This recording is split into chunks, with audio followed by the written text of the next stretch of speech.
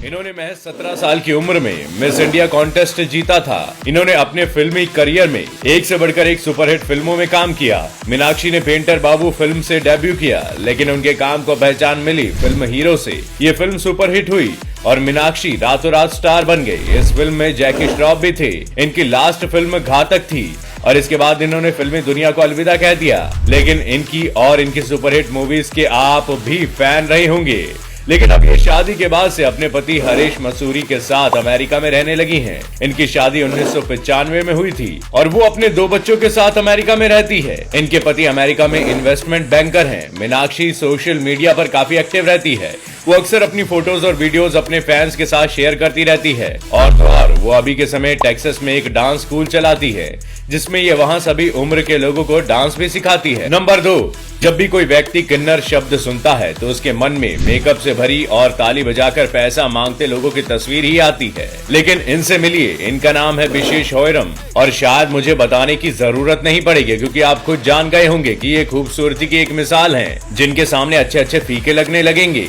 ये किन्नर है, लेकिन दुनिया की सबसे खूबसूरत किन्नर। विशेष मणिपुर की रहने वाली है। इनकी खूबसूरती इतनी आकर्षक है कि इनके सामने बॉलीवुड की बड़ी बड़ी एक्ट्रेस फीकी पड़ जाए। मीडिया रिपोर्ट के मुताबिक इन्होंने थाईलैंड में एक ब्यूटी कॉन्टेस्ट में भी भाग लिया था और यहाँ पर उन्होंने भारत का प्रतिनिधित्व किया था। आज जब भी खूबसूरत महिलाओं की बात होती है तो इनका जिक्र जरूर आता है।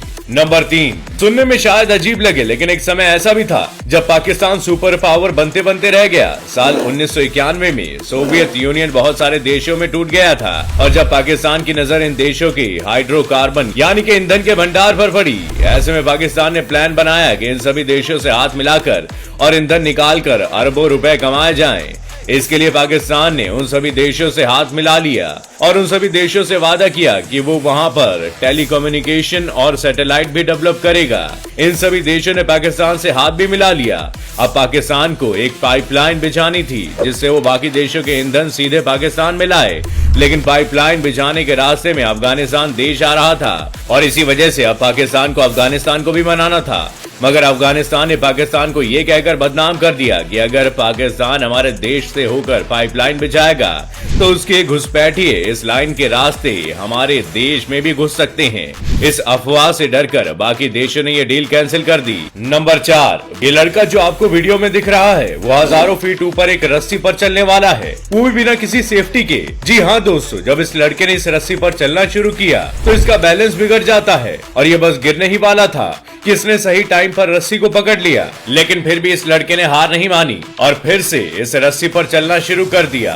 जहां हम रस्सी पर सही से खड़े भी नहीं हो सकते, वहां पर ये लड़का बिना किसी सहारे के हजारों फीट ऊपर एक रस्सी पर चल रहा है और इसने हजारों फीट एक रस्सी पर चलकर एक वर्ल्ड रिकॉर्ड भी बनाया है। नंबर 5, 20 साल का ये लड़का इतने हट्टे कट्टे बॉडी बिल्डर को पंजे में हरा देता है कि लोगों की आंखें फटी की फटी रह जाती है। इनको ये विश्वास ही नहीं होता कि इतने स्ट्रॉन्ग पहलवान को ये लड़का कैसे हरा देता है और कई बॉडी बिल्डर तो इसके हाथों की जांच भी करा चुके हैं। इतना ही नहीं, इसे हराने के लिए कई सारे बॉडी बिल्डर आए, लेकिन कोई भी इसे हरा नहीं पाया। नंबर 6, ये सभी लोग अभी एक ऐसा चैलेंज करने वाले हैं जो कि इम्पॉसिबल है और ये लोग इस इम्पॉसिबल को पॉसिबल करने वाले हैं। ये लोग जहां पर हैं वहां पर माइनस में टेम्परेचर है और इससे ही आप इस काम का अंदाजा लगा सकते हो। और ये जो आप बर्फ में होल देख रहे हो, इन लोगों को बर्फ के इस होल में जाना है और इतना ही नहीं, ये इसमें स्विमिंग भी करने वाले हैं। जी हाँ दोस्तों, और पानी इतना ठंडा है कि इनकी बॉडी सुन्न पड़ सकती है और अब ये सब लोग इस होल में कूदने वाले हैं।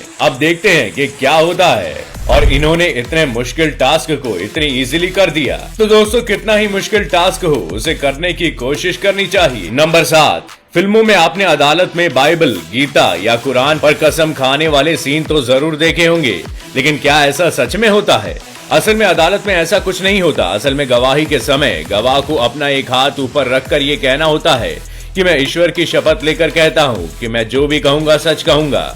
असल में पुराने टाइम पर भारत में मुगलों का शासन था, तब लोगों से सच निकलवाने के लिए उनसे गीता और कुरान की कसम खिलाई जाती थी।